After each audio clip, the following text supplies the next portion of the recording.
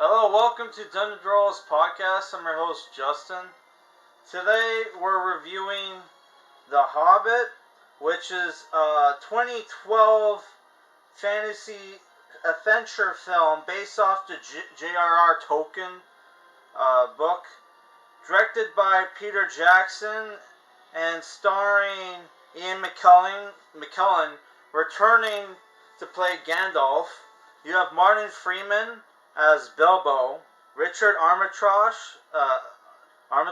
as Thorin, James Nesbitt as Beaufort, Ken Slott as Balin, Kate Blanchett as Gadriel, Ian Holm as Old Bilbo, and I think he also plays Radagast the Brown, Christopher Lee as Saruman, Hugo Weaving as Elrond, Graham McTavish as Dwalin, William Kircher as Bilfor, right? And Aidan Turner as Keely. You have a long cast of characters. You also have one of my favorite New Zealand actors as Manu Bennett plays Azog in the film, right? Which Manu Bennett was in the Spartacus series on Stars. Also, for your fans, also for the fans of Flight of Conchord, Brett McKenzie plays an elf in the film named Lindir, right? So yeah, this movie is a prequel to the Lord of the Rings films. It takes place 60 years earlier, right, and tells the story of how Bilbo Baggins first found the ring, right, and helped a group of dwarves reclaim their home in the mountains from an evil dragon named Smaug, who is voiced by Benedict Cumberbatch in the sequel, The Desolation of Smaug, right? Which both Martin Freeman and Benedict Cumberbatch were in a movie in a TV series called Sherlock, which is actually pretty good, right? While we're talking about this movie, we'll be playing Wild Arms 3 for the PS2. I'm just the game, like right after you finish the prologue, you have to like you have to fight like 4 boss battles in a row, right? Yeah, so I reviewed this movie earlier in the week to get it ready for the weekend, but I accidentally deleted it, so I had to rewatch the film, right? Yeah. This movie, it's 3 hours if you watch the extended cut. I just watched the regular cut, which is 2 hours and 30 or 40 something minutes, right? And I gotta say, I really enjoyed the film, right? It's a very cozy, homely. It's like a cozy movie. Not all fantasy movies need to be about people going on an adventure to save the world, right? I kind of like fantasy stories where it's more close to Earth, right? Right, where it's just like a small stories, right? Because it can fantasy stories where it's like group of adventurers trying to save the world. Yeah, that's really big stakes, but it gets boring after a while, right? Like it does. Uh, Maybe I would have been better if I gave it to another character.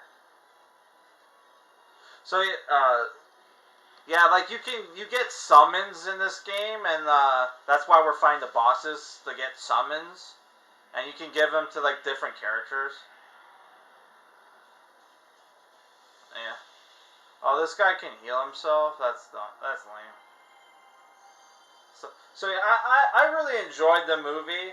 Like a lot of people kind of dislike how they Peter Jackson handled the Hobbit, because the Hobbit was a book, right?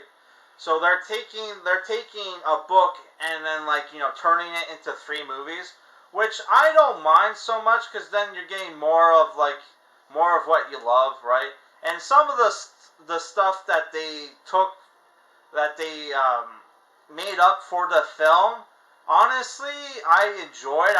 It didn't feel like anime filler arc, right? Which, one of the things they made up in the movie is this villain named Azog, who's this pale orc who rides like a pale warg, and he's voiced by Manu Bennett. And when the dwarves were misplaced after their kingdom was taken over by the Smog the Dragon, you have this story where, Thorin, who is the prince, right, of Prince of Erebor of the line of Durin, who is basically the Aragorn of this series, right?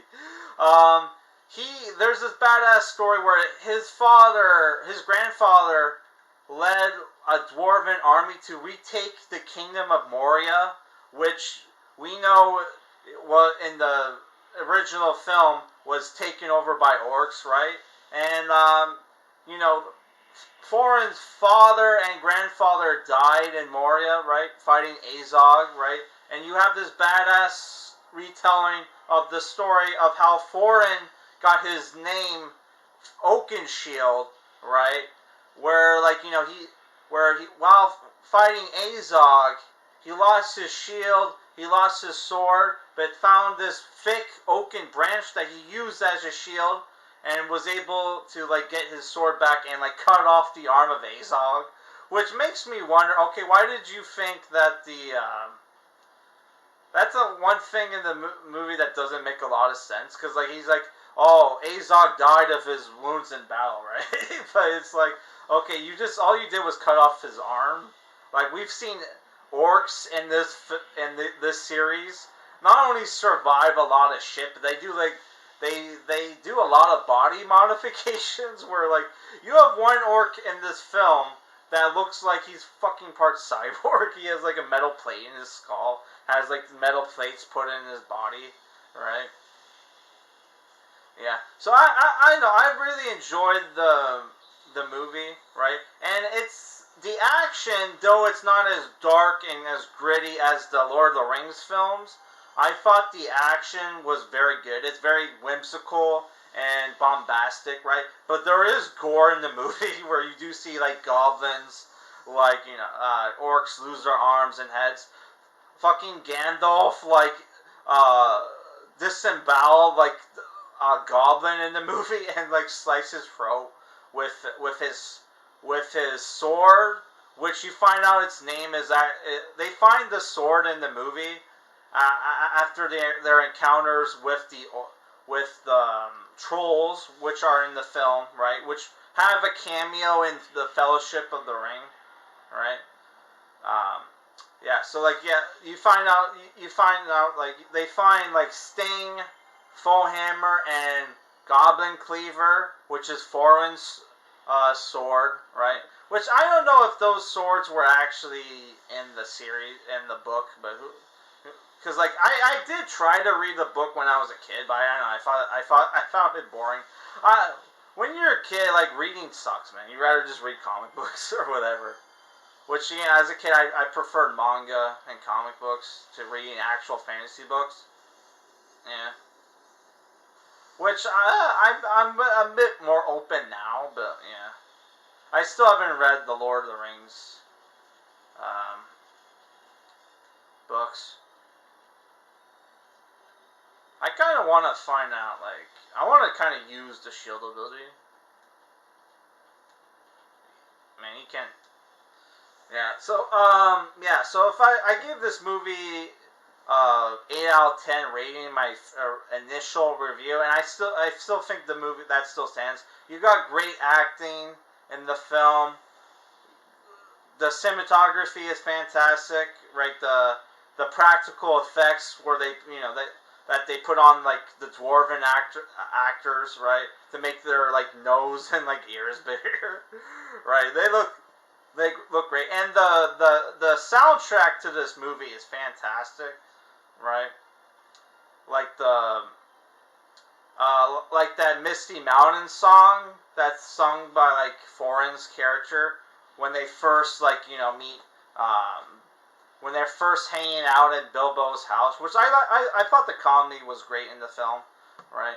Um, though I was rewatching like Desolation of Smog, right, the second film, and boy, I didn't mind Legolas the first time when I watched it, but you know what? I kind of agree with people that like the like like some of the characters kind of steal the show from the dwarves, right? Which that kind of sucks. But we'll talk about it when we get to those reviews. But honestly, I like this movie a lot, right?